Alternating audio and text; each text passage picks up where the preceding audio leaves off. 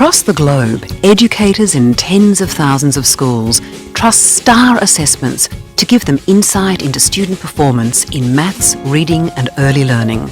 That's millions of tests delivered across the globe in just 1 year alone. More than any other assessment, all providing immediate insight into teaching, learning and student growth.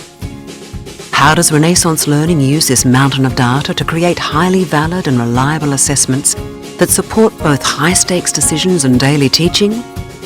It starts with the rigour we put into developing every single test item and the overall assessment blueprint, ensuring that together they address the depth and breadth of the new, more stringent standards of the new curriculum.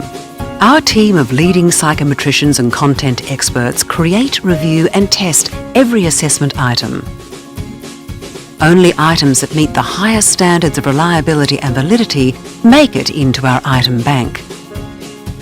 Then we apply advanced psychometric principles to build and continually refine the assessment to support high-stakes decision-making at the school, local authority and national levels. But for us, having an assessment that meets the highest standards of reliability and validity is not enough. STAR assessments can be administered in less than half the time of other assessments and provide immediate screening, diagnostic and progress monitoring data. Our psychometricians achieve this efficiency in the way they develop both the items and the tests. Items are carefully constructed to gain the greatest amount of information in the shortest amount of time. And our computer adaptive engine and algorithm determine a student's knowledge and skills in the fewest possible items. A respect for instructional time allows for more frequent check-ins, and real-time reporting provides continuous teacher insight to map an accelerated learning path for their students. In fact, schools across the globe are seeing growth in student achievement due to the insights and precise instruction made possible by STAR assessment data. Assessments you can trust to provide an accurate window into every student's academic progress. Assessments that deliver immediate, actionable data. Assessments that work for school leaders and classroom teachers. Hi, third grade Eagles. Mrs. Abel here on behalf of your third grade teachers, Mr. Phelps, Mrs. Wadley, and myself. First, I hope that you're watching this video with a grown-up from home, so if you need to pause me, please feel free to do so and go get somebody. That way they can help you if we have any tech issues at home, just in case. But boys and girls, it's that time of year where we're starting to be towards the end, and now we want you to show us what you can do and what you know all by yourself. So we are going to have you take the STAR math test from home. It does look a little bit different than at school because now you don't need a password to start the test. However, if you pause it and go out, you will need a password for when you come back in. A couple reminders before I show you how to get to the test. One, this math test, it kind of progresses through the grade levels, so there might be some questions that you have never ever seen before, and that is okay. If you look at it and you're struggling, please make sure, one, that you think about what is everything my third grade teachers have taught me. What can I do? Maybe you'll have to think back to second or even first grade for some ideas. Read the problem 2 times and see, can I solve this? And if for some reason you cannot, please don't guess. Let the timer appear at the top and let it time out and go to the next question. That's the best way for us at school to know what can you do without a grown-up. And grown-ups, I'm going to encourage you not to help your students. It is a math test, so if they need help with the words, that is fine for you to help them with that. But please don't help them with the problem or even kind of choosing an answer, because we do want to know what can they do on their own as they're going into 4th grade. So I'm going to screen share and I'm going to show you just for a few seconds how to get to the test. So from their Hello ID, they will go to down towards the bottom, and it is the blue star AR, which they will click on. And from there, they will have to sign in. Now, I am using Trey Bradford. Thank you for letting me use your username and password so that I can log in to show people. If you have a Chromebook, it'll log you in automatically, but if not, you might have to type in. It's just their regular school username and password. From there, they will push log in. The next screen shows some of the reading tests that they have taken, but we're going to focus on these blue rectangles over here. And for this week, we're going to be taking a math test. Now, please make sure that they don't pick the Spanish one, because I guarantee you that one's way harder than this one. So from there, they will click on Take a Math Test. Now, normally at school, they have to type in a password, which I know you all remember, but because you're doing it at home, we took that option away. So here it should say your name at the top, star math, and then you just hit start. Now, if for any reason you need to pause to use the restroom or have lunch or you just need a break, you will need a password for that. And for that, I would contact your teacher just in case. But from there, you just hit start and there you take your test.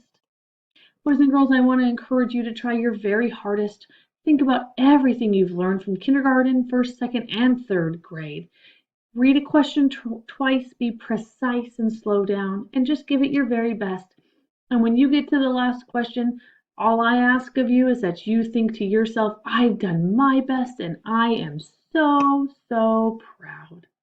Boys and girls, good luck on that, and we look forward to seeing you guys soon. Bye, Eagles! Greg Meluson is a 5th grade teacher at Washington Elementary in Bergenfield, New Jersey. He has used Renaissance Accelerated Math in his classroom for over 3 years. Let's see how Mr. Meluson uses Accelerated Math for both grade level and targeted practice. I've always liked working in small groups because, number one, you have the option to work with students one-on-one within that small group.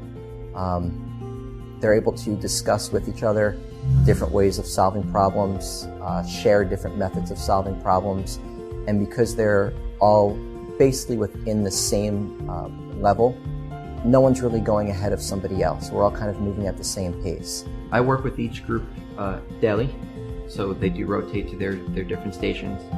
I see them for approximately 30 minutes, and the groups are based on STAR testing from the beginning of the year and throughout the year when they take STAR testing.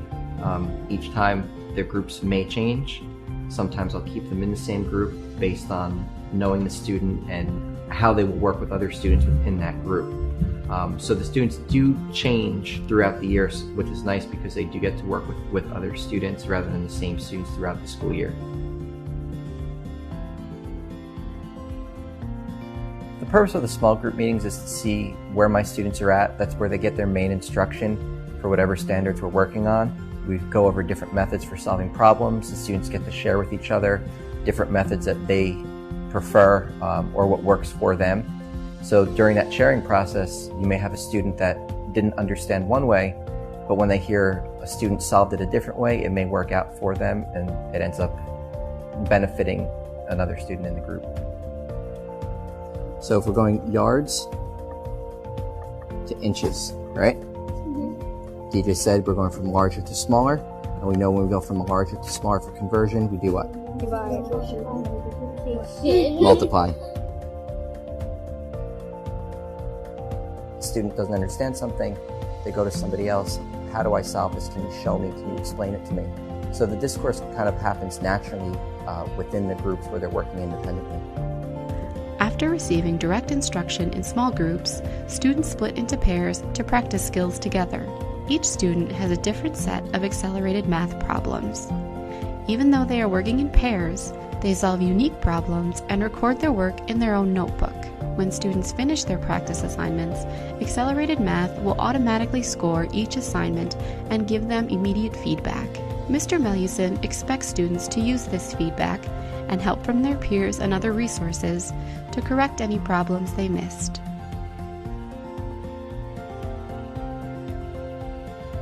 I'll notice if students maybe are struggling on something, if an intervention pops up, I will meet with that student, we'll take a look at their work to see where they're having issues or where they're struggling. Okay, so from starting at 0 and ending at 1 whole, do you think that these fractions that they're giving you are put in order from least to greatest? No? Is it confusing you because your denominators are different? Okay, so let's look at our denominators and try and find equivalent fractions first. I think a lot of it goes back to giving them trust and having rapport with them and knowing that they're going to stay on task and stay focused, because the students are all pretty much within the same level working together, they kind of feed off of each other. So just having that trust with them is